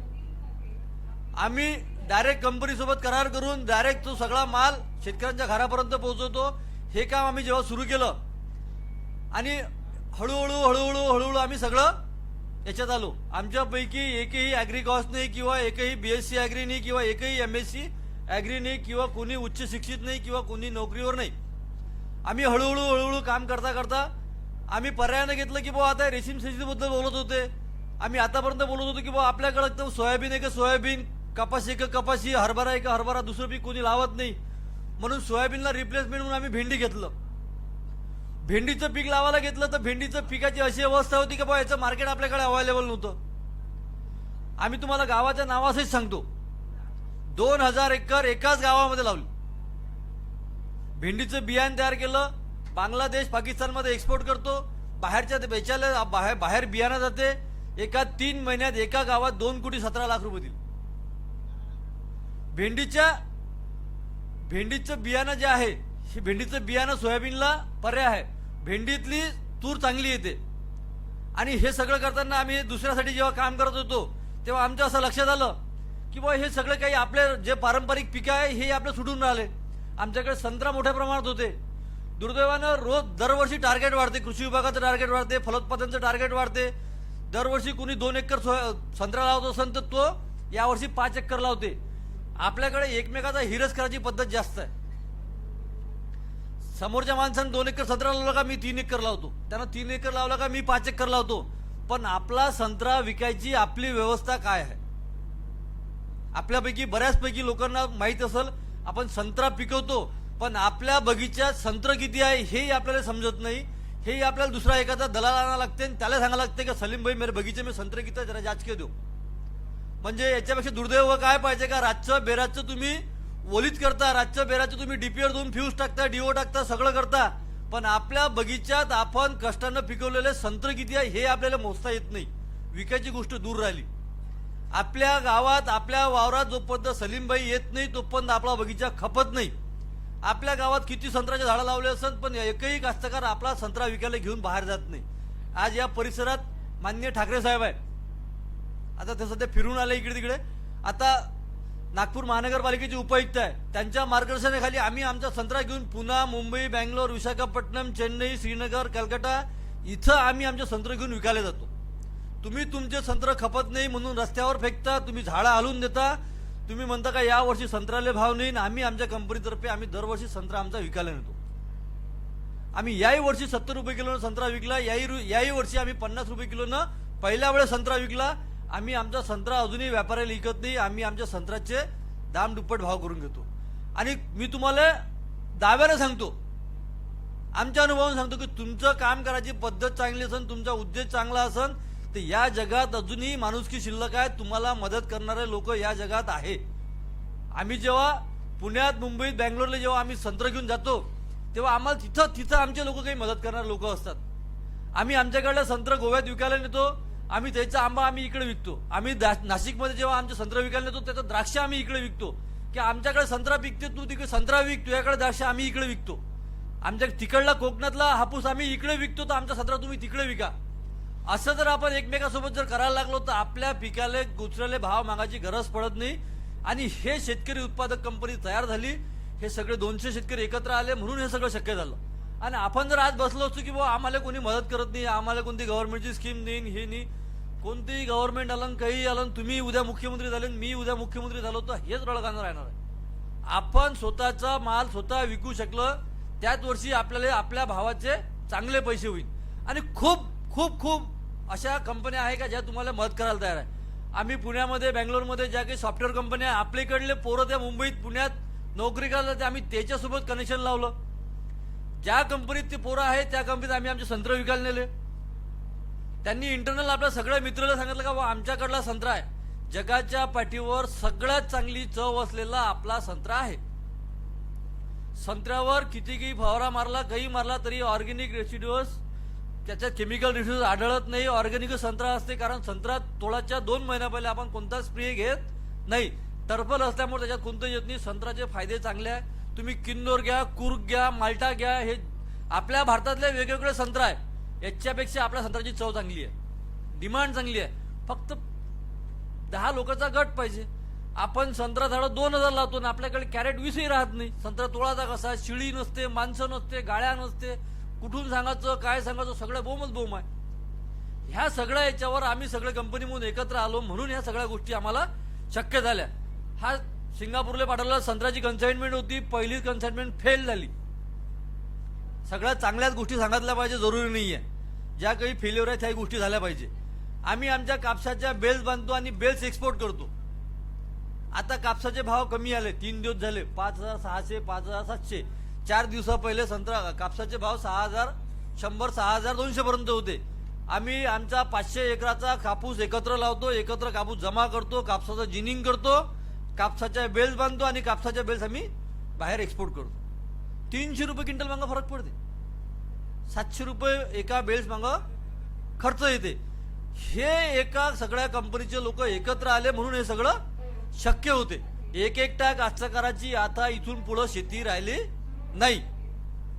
हा इकडल्या याच्यात जो आहे तो तिकडला, तो आम्ही त्याचा हापूस आम्ही इकडे विकून राहिलो, आमचा संत्रा तो तिकडे विकते. हे आमची करार शेती आहे. आम्ही कांद्याच्या बियाण्याचे प्लॉट घेतो. पहिल्याच वर्षी आम्ही कांद्याचं बियाणं थायलंडला पाठवलं. सोयाबीनच्या आमच्या स्वतःच्या व्हरायटी आहे, सोयाबीनचे आमचे स्वतःचे प्लॉट आहे. आम्ही हळद मागच्या वर्षी 2,000 टन जैन फार्म फेस्टला दिली. या वर्षी 2,000 टन दुबईसाठी बुक आहे. आता जैनवाल्याच्या परवादिवशी फोन आला होता की तुम्ही तुमचा सीझन कधी चालू होते आणि तुम्ही आम्हाला हळद कधी देणार आहे. आम्ही ओली हळद देतो, वाळवाची नाही, ना शिजवाची नाही, ना माणसं लावायचं काम नाही, काहीच नाही. हळद गेल्याबरोबर दुसऱ्या दिवशी तुमच्या खात्यात पैसे येते. आपल्याकडलाच आपल्या विदर्भातला माणूस आहे दातार, धनंजय दातार म्हणून, ते दुबईला स्थित झाले. त्याचं दुबईत मसाल्याचं मोठं काम आहे. त्यांना ओली हळद 2,000 टन यावर्षी पाहिजे. 2,000 टन हळद एकटा माणूस देऊ शकते का? एकटा कास्तकार देऊ शकते का?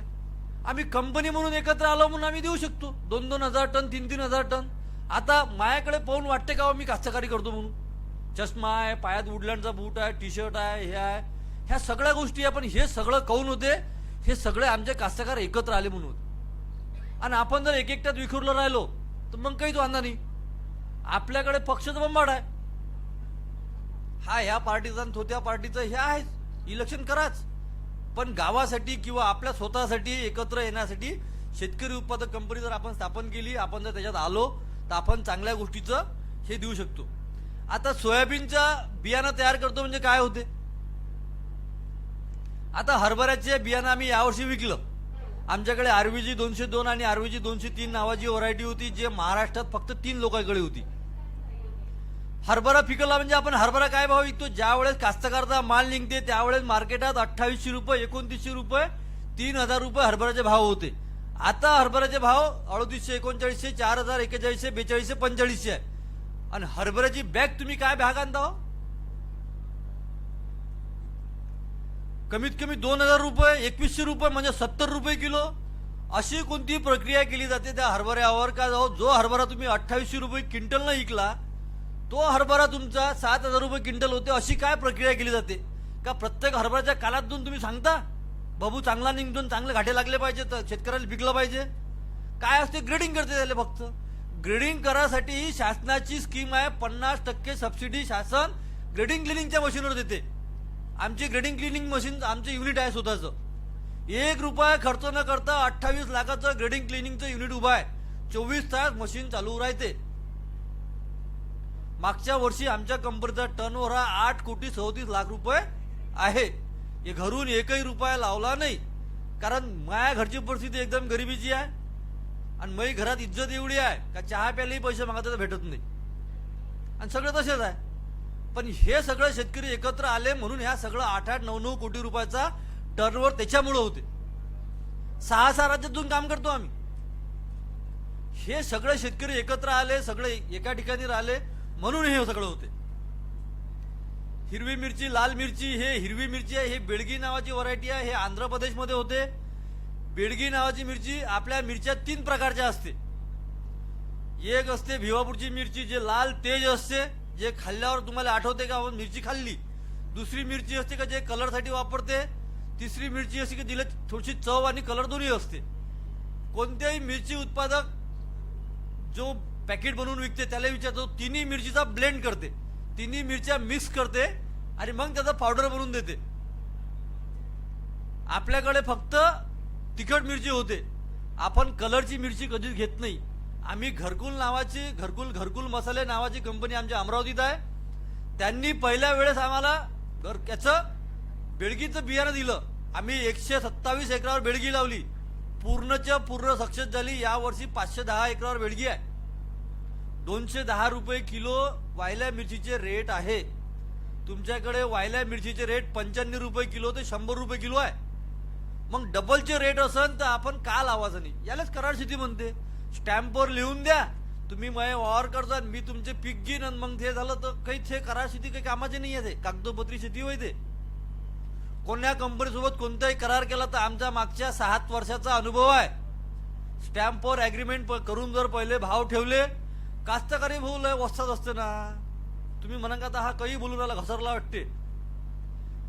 भाव वाढले तर कास्तकार माल देत नाही. समजा भाव वाढले, तुम्ही ॲग्रीमेंट केलं, काय म्हणते, माझ्या पोरीनं सांगितलं का एवढं बाबा एवढं बियाणं ठेव जा. बाप्पू आलते, बाप्पू म्हटलं का 4च पोते दे जा, बाकीचे ठेवू नका. पोट्टानं सगळे भांडण केलं, बियाणं देत नाही. आमच्या घरात भांडणं करता काय? कारण भाव वाढले असते. ज्या वेळेस भाव तुमच्या ॲग्रीमेंट पेक्षा कमी असते त्यावेळेस नातेवाईकाला फोन करून बोलावते का तू बियाणं घेऊन ये, म्हणते याच्या मस्तकी मारतो कंपनीवाल्याचे. कास्तकार दोन्ही गुण आहे. मग काय होते काय, आपण ज्या कंपनीसोबत काम करतो किंवा ज्या कंपनीसोबत आपण त्याला ओढून आणतो किंवा ज्याच्यासोबत आपण संबंध प्रस्थापित करतो त्याच्यासोबत आपले संबंध खराब होते. मग येते भांडणं. कराड शेती सक्सेस झाली का? नाही. अशा प्रकारचे आपण हे केलं पाहिजे. भेंडी आहे, एका भेंडीला 40 भेंड्या लागल्या. भेंडीचं बियाणं तयार केलं. सोयाबीनची आमची स्वतःची व्हरायटी आहे, ज्या 80% शेंगाईमध्ये 4 दाणे आहे. आम्ही नॉन टेक्निकल लोक आहे. सिलेक्शन करू करू करू करू करू करू आपण व्हरायटी तयार केली. आम्ही काही कोणा सायंटिस्टला चॅलेंज करत नाही, कारण आम्ही गरीब माणसा, लहानसे जीव आहे आमच्यात. पण आम्ही आमच्या वावरात फिरून आम्हाला समजते का हे बियाणं कोणतं होय, ते बियाणं कोणतं होय. त्या बियाण्याला पांढरा धागा बांध, त्याला लाल धागा बांध, त्याला पिवळा धागा बांध. मग जेव्हा सोंगतो त्यावेळेस ते झाडं काढून घ्यायचे, ते अलग त्याचं बी तयार करायचं आणि ते पुढच्याशी मल्टिप्लाय करायचं. ते जर चांगलं असेल तर आपल्या कास्तकाराला द्यायचं, पहिले आपल्या वावरात लावायचं. जर चांगला फायदा असेल तर दुसऱ्याला दाखवायला आणायचं आणि मग त्याला द्यायचं. असं करू करू 2 व्हरायट्या केल्या. आमच्या व्हरायट्या तशाच चालल्या. आता आमच्याजवळ एक व्हरायटी अशी आहे का एकरी 10 किलो बियाणं पेरा लागते, तरी बियाणं दाट होते. मी कोणत्या शास्त्रज्ञाला किंवा कोणत्याही याला चॅलेंज करून नाही राहिलो. बरं, ते त्याचं कामच करून राहिले, कारण त्याला शासन 1.5 लाख रुपये पगार देते म्हणजे फुकट थोडं देते त्याला. आम्ही आमचं काम करतो, त्याचं काम करून राहिले. आमची व्हरायटी एक वेळा पाहायला या. एकरात फक्त 10 किलो बियाणं, फक्त 10 किलो, तरी सोयाबीन दाट होते. भेंडीची वेगवेगळी व्हरायटी आहे. अर्का अनामिक नावाची भेंडी होती, याच्यात हिरव्या भेंडीचं बियाणं तयार केलं. हिरवी भेंडी यावर्षी मागच्या 7 महिन्यापासून आम्ही बहरीन, मस्टक, दोहा, शारजा, कतार इकडे आम्ही एक्सपोर्ट करून राहिलो. नागपूरवरून आपल्या इथून डेली कतारसाठी फ्लाईट आहे. आपल्या इथून यावर्षी कधी नव्हे ते यावर्षी आता विमानसेवा सुरू झाली, कार्गो सुरू झालं. आपण आता लढण्यात काही मजा नाही. आता मुख्यमंत्री आपल्या हाकेच्या अंतरावर आहे, गडकरी साहेब हाकेच्या अंतरावर आहे. आता तुम्ही कुणी लढले तर तुमचं कुणी ऐकायला कुणी तयार नाही. तुम्हाला काय पाहिजे हो? आता का तुम्हाला विमानापासून तिकडे पाठवून कतारले डेली फ्लाईट आहे, डेली फ्लाईट. 48 रुपये किलो मिरची पाठवली, 27 रुपये किलो कास्तकाराकडनं घेतली. तुम्ही काय भाव इकली मिरची? 7 रुपये किलो मिरची इकली तुम्ही, 7 रुपये किलो पासून. तेही तुम्ही दलालाच्या पाया लागता. भाऊ तोडू काय आज? तो म्हणत नाही नाही आज नको तोडू, आज लय माल आहे. मग त्यानं जर म्हटलं संध्याकाळी, त्याला जर कोणा गिरायकाचा फोन आला तर म्हणतो रामभाऊ मिरची तोडून घे जा. चालला रामभाऊ त्या बायाच्या मागं. बाया कामाला येते काय, खेळी येते काय, 7 वाजता येणारा बाया 9 वाजता येते, याची गाडी भराची राहते. पोते लातीनं तुडवता. हिरवं भेंडी, हिरवं वांग, हिरवं कांदा, सॉरी हिरवं कारलं, हिरवी मिरची G4. आता आपली G4ची मिरची आता बॅन केली, कारण आपल्या मिरचीवर आता फायटोथेरा नावाचा जो यायला लागलं ते आता आपल्या यायला लागलं. आता 8 दिवस झाले आपली मिरची बॅन झाली. पण आपलीतून शेवग्याच्या शेंगा, कढीपत्ता एक्सपोर्ट होते. हो, कढीपत्ता तो एक्सपोर्ट होते. ड्रमस्टिक, शेवग्याच्या शेंगा आपल्या इकडे कुठं शेवग्याच्या शेंगा नाही. आमच्या शेवग्याच्या शेंगा MP तून येऊन राहिल्या. नागपूरहून आम्ही आमच्या नागपूरच्या ब्रँडच्या नावानं कतारला पाठवून राहिलो. दोहा, मस्टक इथं हे सगळं, ह्या सगळ्या गोष्टी होते. आणि हेच जर आपण हातावर हात ठेवून जर राहिलो तर काहीच वांधा नाही ना भाऊ. आम्ही काही कुठल्या याचे नाही आहे. आमचे संघ जे तुमच्या संघ होते ते आमच्या संघ झालाय. तुम्ही म्हणा 200 कास्तकार एकत्र आले. हे पहा, आमच्याही गावात एक पक्ष आहे मोठा, तुमच्या गावात चांगलं असं. आमच्या इकडे तुमच्याकडे ईईपी नावाचा पक्ष आहे काय? आमच्याकडे ईईपी नावाचा पक्ष आहे. तुमच्या गावात आहे ईईपी, तुम्ही खोटं नका बोलू. ईईपी म्हणजे 10 कास्तकार जर एकत्र येत असन तर या 10व्याच्या पोटात दुखते. हे साले 9 कोण एकत्र आले, याच जमलं. ईईपी म्हणजे इसका इंधन पार्टी. हे प्रत्येकाच्या गावात आहे. 4 कास्तकार जर एकत्र येत असत तर 5व्याच्या पोटात दुखते. थोन आपल्याला का थो तर 1 नंबर वस्तात आहे, त्याच्या मागे काय चालले. हाही जात नाही थोही जात नाही. म्हणजे कोणत्याही गावात चांगलं काम होत असन, कोणत्याही चांगल्या गावात गट तयार होत असन, कोणत्याही गावात चांगली कंपनी तयार होत असन, कोणत्या गावात चांगला नवीन मार्केट प्लेअर जर येत असन, कोणता व्यापारी जर आपल्या गावात येत असन तर हे इसका इंधन पार्टीचे सदस्य एकदम ऍक्टिव्ह राहते. माझ्या गावातली गोष्ट तुमच्या गावातली नाही होय. आमचं गाव स्वच्छता अभियानमध्ये विभागात पहिलं आलतं. 2 लोकांच्या अतिक्रमण आमची इच्छा एका माणसानं पाळलं.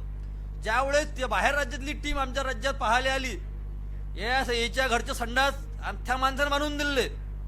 ज्या दिवशी टीम पाहायला आली त्या दिवशी नेमके 2 डब्बे घेऊन त्याच्या समोरून चालले गेले कुठंच नाही. हे व इसका इंधन पार्टी हे आपल्या कास्तकारीत असते, आपल्या आजूबाजूनं असते. फक्त येले बरोबर बाजूने ठेवावं लागते. येले जर बाजूने ठेवलं नाही तर आपलाही इसका इंधन झालं म्हणून समजा.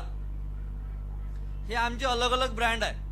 संत्रा ऍक्टिव्ह फळ आहे, संत्रा अट्रॅक्टिव्ह फळ आहे, संत्रा चवदार आहे, संत्रा रसदार आहे, संत्रा पैसा देणारा फळ आहे. संत्र्याच्या पाठीवर आम्ही तुरडाळ दिली, हळद दिला, गुळ दिला. हे सगळं ठाकरे साहेब होते म्हणून त्यावेळेस झालं. इथं आज आता हे आयोजक इथं गिरीशभाऊ गांधी आहे. त्यानं त्या काळात मदत केली का ज्या काळात मी तडीपार होतो. आता हे तुम्हाला मी नवीन सांगितलं. माझं लग्न वगन झालंय तसं की आता मला भीती नाही आता कोणती. तर तुम्ही काही सांगा भाऊ समजा आता असं. ज्यावेळेस मी तडीपारीत होतो त्यावेळेस गिरीशभाऊनं मला 1 लाख रुपये दिले होते का बा तुझ्या घरचं व्यवस्थित राहिलं पाहिजे. कारण मी काही कोण्या पोरीचा हात पकडला होता की चोरानी केल्या होत्या. मी कसायच्या गाई पकडत जा. मला डेअरी करायची होती, मला गांडूळ खत तयार करायचं होतं. माझ्यावर 57 केसेस आहे. मी 3दा जेलमध्ये गेलो आणि 3दा तडीपार राहिलो आहे. अजूनही महिन्यातले 15 दिवस मी कोर्टातच असतो.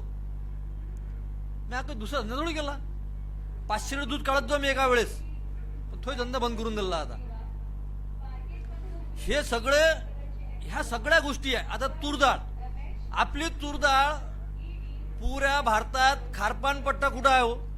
आता मी कमी शिकलो समजा इलेक्ट्रिकल का बा मी कमी शिकलो तुमच्यापेक्षा. आपल्या इकडल्या अमरावती जिल्ह्यातल्या तुरीले दिल्लीच्या मार्केटमध्ये भाव जास्त आहे. हे भंडारा गोंदिया चंद्रपूर मूल इकडले लोकल तर मला नवं वाटते राजो. फक्त 4च महिने पीक आहे त्याच्या वावरात. धान घेते 4 महिने, वर्षभर त्या वडाच्या झाडाखाली बसले असते वर्षभर. आपण आपल्या तुरीची तूरडाळ केली पाहिजे, तिचं ब्रँडिंग केलं पाहिजे, आपण विकलं पाहिजे, आपण बाहेर गेलो पाहिजे. आपली तूरडाळ आपण 85 रुपये किलो विकली पाहिजे. आता 85 रुपये भाव झाले. तूरडाळ तुरीची तूरडाळ करासाठी काय लागते हो. शासनाचे गव्हर्नमेंटची स्कीम आहे अन्न सुरक्षा अभियान, कृषी विभागाची स्कीम आहे की नाही. आता तिथे 2 लाख रुपये दालमिल टाकाले. सिंगल पे, सिंगल रोलर घ्या, डबल रोलर घ्या, अजून काय घ्या. आता गट शेती आहे, 1 कोटी रुपयाची योजना आहे. पण त्याच्यासाठी एकत्र या लागते बुवा. ते जर तुम्ही करत नसाल तुमच्या घरी काही कोणी आणून देत नाही. तुम्हाला पाहिजे त्या ठिकाणी तुम्हाला करता येते. ब्रँडिंग तयार करणं म्हणजे काय असते. आता हे मी टी शर्ट घालून आलो, मी काही कोणत्या कंपनीचं आहे का. हे माझ्या कंपनीचं टी शर्ट आहे. माझ्या कंपनीचं ब्रँडिंग मी करतो. मी जिथेही फिरत माझ्या टी शर्ट घालून फिरतो. हिरव्या रंगात राहो, पिवळ्या रंगात राहो. एखादा चांगला कार्यक्रम असेल तर पिवळा रंग घालतो. तिथं 12ही महिने आमच्या कंपनीचे सगळे लोक हिरव्या टी शर्ट मध्ये असते. हेच ब्रँडिंग होय, दुसरं काय होय. दुसऱ्याच्या कंपनीचं शर्ट घाला आणि त्याच्या कंपनीची ऍडव्हर्टाईज करा. कोणा सांगितलं. आपलीच घालना 210 रुपयात भेटते राजो करून, नावासहित भेटते. काय लागते हो ब्रँडिंग मार्केटिंग. हल्ले मोठे मोठे नाव. काय असते ब्रँडिंग मार्केटिंग काय असते. आता हे कोटवाले पोरं आहे इथं, याला शिकवत असन बा कॉलेजमध्ये, ठीक आहे. पण आपल्याला आपल्या कास्तकाराचा ब्रँड जर करायचा असन काय लागते. दुकानात आता तुम्ही समोसे कुठं खाता. तुमच्या गावात एकच हॉटेल आहे काय. पण ज्या ठिकाणी माल चांगला भेटते तो मालक किती काही कयकला असो, किती काही हटकोर असो, त्याच्या हाताला चव आहे ना भाऊ. म्हणून तुम्ही जाता का तिथं. तुमच्या मालाची पत तुम्हाला तयार करता आली पाहिजे. त्याच्यासाठी स्वतः जमिनीवर उतरावं लागते, स्वतः सगळे कामं करावं लागते, तेव्हा सगळं ऑटोमॅटिक जमते. मग दुसऱ्यानं केलं मग म्हणते मी अध्यक्ष होय बाजूनं. आता हे सोपं आहे बिलकुल. पुन्हा मुंबईत आता सगळ्या ह्याच्यात हे ब्रँडिंगची स्किल आहे. सगळ्याजवळ व्हॉट्सअप आहे, सगळ्याला फ्री पॅकेज आहे. बंबाट जीबी डाटा भेटते, काय असते बम दिवसभर पोटते व्हॉट्सअपवर असते. एकामेकाचं पाठवल्यापेक्षा असं जर पाठवलं तर ना वितरक ना दलाल, ग्राहक समाधानी, शेतकरी मालामाल. कास्तकाराचा थेट माल, कास्तकाराचा थेट माल घ्यायला व्यापारी वर्ग सोडा, जो खाणारा वर्ग आहे तोही घ्यायला तयार आहे. तुमचे शहरात राहणारे नातेवाईक त्याला विचारा संत्र काय भाव घेता, म्हणा किलो विकत. आजही 80 रुपये किलो संत्र घेऊन आले विकत. आणि आपल्या कास्तकार संत्र 30 रुपये किलोनं वावरात घेऊन राहिले. 10 किलो संत्रावर 1 किलो संत्र फुकट घेते. काटा मारते अल्लग, त्याच्या गोष्टी ऐका अल्लग, पैशाले फिरा अल्लग, लाचेरी घ्या अल्लग. कायले आपल्याच कास्तकारा आपल्याच नातेवाईकाला संत्र द्या ना, आपलीच तुरडाळ द्या ना त्याला. आपलंच ब्रँडिंग करा ना, आपलंच व्यवस्थित करा ना. पहिल्या वर्षी थोडंसं कमी होईल, दुसऱ्या वर्षी थोडंसं जास्त होईल. आपण जर अशा प्रकारचं मार्केटिंग ब्रँडिंग जर करत गेलो तर लोक तुम्हाला मदत करतात हळूहळू.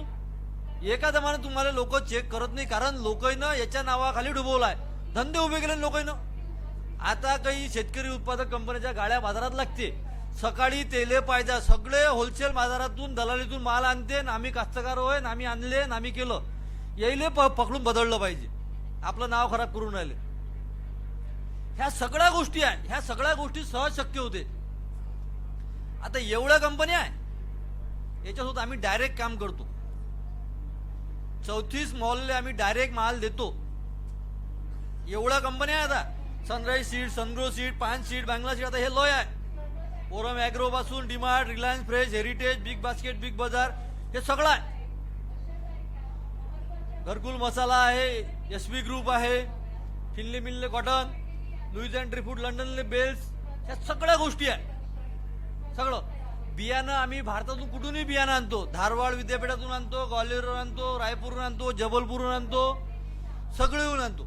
ज्या ठिकाणी बियाणं चांगलं भेटत असेल त्या ठिकाणून बियाणं आपण आणलं पाहिजे, मल्टिप्लाय केलं पाहिजे. ह्या सगळ्या गोष्टी उभ्या होते. हे आमचं बीज प्रक्रिया केंद्र दाखवताना दाखवलं 50% सबसिडी, 100% सबसिडी आहे. मी या स्टेजवरून तुम्हाला जाहीर सांगून आलो, रेकॉर्ड करताना रेकॉर्ड करून घ्या. दाखवताना दिसते 50% आहे, प्रत्यक्षात 100% सबसिडी. आमची तर कुणीच माणूस कामाला नाही, आम्ही 3 जण पाहतो सगळा प्लांट. इकडे आलो तर 2 जण तिकडे पाहून राहिले, मशीन चालू आहे. मग तुम्ही माणूसही ठेवता म्हणता, एसी पाहिजे, फिरणारी खुर्ची पाहिजे, कायले पाहिजे. येऊन पहा, अजूनही स्थावर आहे. गोडाऊन दुसऱ्याचं भाड्याचं घेतलं, कृषी उत्पन्न बाजार समिती अचिलपूरचं गोडाऊन भाड्यानं घेतलं, तिथं मशीन फिट केली आणि तिथं आमचं चालू ठेवलं. आता ह्या सगळ्या गोष्टी आहे. हे आमचं हळद जैन फार्म पेटले दिली होती मागच्या वर्षी थेट कंपनीले. केळी बाहेर चालली, केळी मागच्या वर्षीपर्यंत केळी गेली, केळी नंतर आमची आपटली. आम्ही स्थानिक बाजारात इथला जो व्यापारी आहे खंडेलवाल म्हणून त्याला लावलं. 45 डिग्रीमध्ये आमच्याकडे मिरची तयार झाली, एवढ्या उन्हीत. आपल्याकडे आता मी तुम्हाला अजून एक गुपित सांगतो. तुम्ही म्हणाल की बाबा हा निर्यात शेती, निर्यात एक्सपोर्ट सांगते. एक्सपोर्टपेक्षाही डोमेस्टिक मार्केटमध्ये जास्त पैसे भेटते. एक्सपोर्टमध्ये नखरे जास्त आहे. असाच माल पाहिजे, तसाच माल पाहिजे, हेच पाहिजे, तेच पाहिजे, हेच चालते, ते चालणार नाही, हे होते ते होत नाही. ह्या सगळ्या गोष्टी आपल्याकडे सहज शक्य होते. कांद्याच्या गोष्टी, कांदा आपल्याकडे होते. आपल्याकडे कांद्याचा एकही प्लांट नाही. कांद्याचं पावडर आपण बनवतो काय?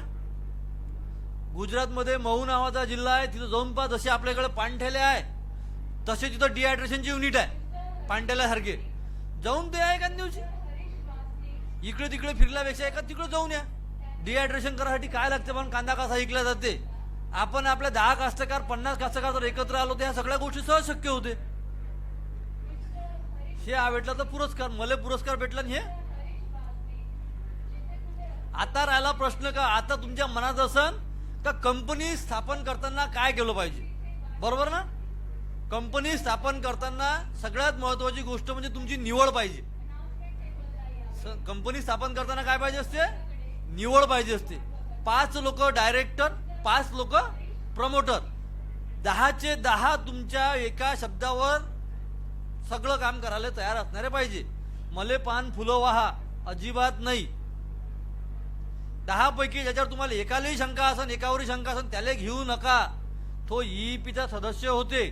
सुरुवातीला तुम्हाला काम करताना काही अडचणी येत नाही, पण जशी तुमची कंपनी मोठी व्हायला लागते तसं तुमच्या कंपनीत मग माहिती अधिकार चालू होऊन जाते.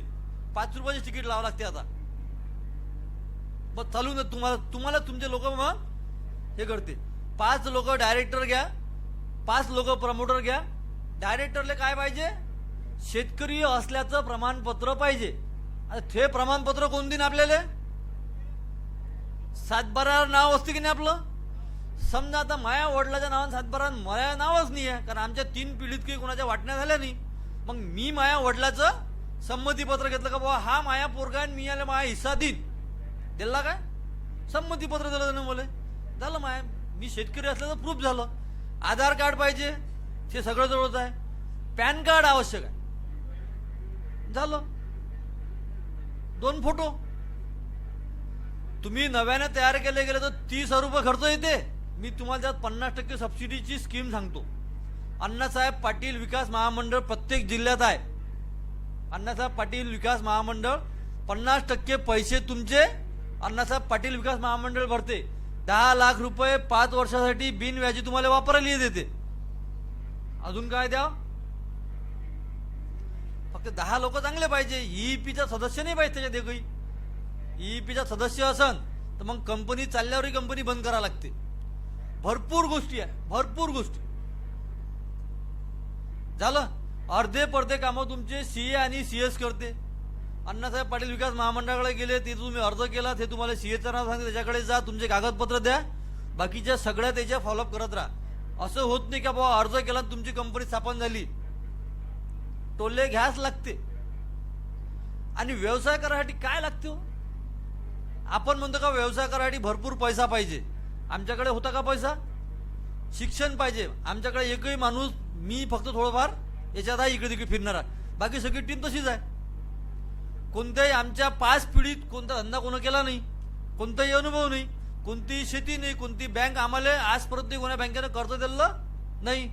हे बीज भांडवलची स्कीम करायची होती, त्याच्यासाठी आम्हाला बँकेनं 10 लाख रुपये दिले होते. जशी आमच्या घरात इज्जत तशी बँकेजवळ इज्जत. पण आम्ही थांबलो काय? आम्ही एक एक पाऊल पुढे टाकत गेलो आणि जमलो. याच्या अर्थात ह्या सगळ्या चांगल्या गोष्टी तुमच्या पुढे आल्या. याच्या सोबत काही वांगल्याही गोष्टी आहे. लय वेळा वांदे झाले आमचे. कंपनीची गाडी माल घ्यायला गावात आली, कास्तकाराने मालच दिला नाही. 4 दिवस कास्तकाराच्या मागं फिरलो का? ज्या कास्तकाराला बियाणं आपण दिलं त्या कास्तकाराचा प्रोड्यूस झालेला माल आम्ही देऊ शकलो नाही. कंपनी नाराज होती. संत्रा आम्ही विकायला नेले, काही गोष्टी झाल्या, घाटा लागला, वापस आलो. पण शिकून आलो. मी तुम्हाला दाव्यानं सांगतो, बदाम खाल्ल्यानं अक्कल येत नाही. जे अक्कल तुम्हाला ठोकर खाल्ल्यानं येते. ठोकर खाल्ल्यानं जे अक्कल येते ते बदाम खाल्ल्यानं येत नाही. म्हणून माणसाला जिंदगीत ठोकर बसणे आवश्यक आहे. ठोकरीतून माणूस शिकते का बाबा काय असते, कुठं कुठं पाय टाकला पाहिजे, कुठं नाही टाकला पाहिजे. बदाम खाल्ल्यानं अक्कल येते असं लय जण सांगते, पण आम्हाला तर काही आले नाही बुवा अजून. काय मी बदामही खाल्ले नाही म्हणा. ठोकरात लय खाल्ला, कारण ठोकरा खाता वेळ नाही भेटला. प्रत्येक गोष्टी ठोकर करता माणूस परफेक्ट होत गेला. आज कंपनी मोठ्या लेवलला आहे. आज आमच्या सगळ्या गोष्टीत आहे. आम्ही अजूनही इम्पोर्ट एक्सपोर्टचं लायसन काढलं नाही. आता इम्पोर्ट एक्सपोर्ट लायसन काढायला काय लागते? तुमच्या कंपनीचं रजिस्ट्रेशन सर्टिफिकेट, एक ब्लँक चेक क्रॉस केलेला, एका डायरेक्टरचे सगळी केवायसी, म्हणजे त्याचं आधार कार्ड, त्याचं पॅन कार्ड, त्याचा ऍड्रेस, 1000 रुपये फी. आम्ही केलं काय? आम्ही पहिले जो इथून एक्सपोर्टर आहे, आपल्या नागपुरात जवळपास 6 एक्सपोर्टर आहे. आपल्या कृषी विभागात आत्म्याले दरवर्षी खरीददार विक्रेता संमेलन घेते. मागच्या वर्षी गव्हर्नमेंटनं 8-10 लाख रुपये खर्च करून भर उन्हाळ्यात बिलकुल हे लावले होते. काय लावलं होतं? कृषी प्रदर्शन लावलं होतं. त्याच्यामध्ये एक कार्यक्रम होता खरीददार विक्रेता. याच्यात त्या लोकांना बोलवा. तुम्ही एक वेळा पुढे गेले, तुम्ही जर चांगलं काम करत असाल तर तुम्हाला कोणाला निमंत्रण द्यायची गरज नाही. तुम्हाला शोधत लोक येते का याच्याकडे माल चांगला भेटते, हे लोक चांगले आहे, कंपनी चांगली आहे, याच्याकडे काम करणारे एम्प्लॉई चांगले आहे. हे सगळं व्यवस्थित करते, ग्रेडिंग करून चांगला देते. आता याच्यात ग्रेडिंगचा विषय आला, आपल्याला मोठी बेकार सवय आहे. 10 आंब्यासंग 2 आंबे खराब टाकतो आपण, तो तुमचा जीव घेते. चालते ना म्हणते, चालते ना म्हटलं का समजून घ्या, हा थोडं दूर चालणार आहे. हा थोडा दूर समोर चालल्यानं हा पळणार आहे.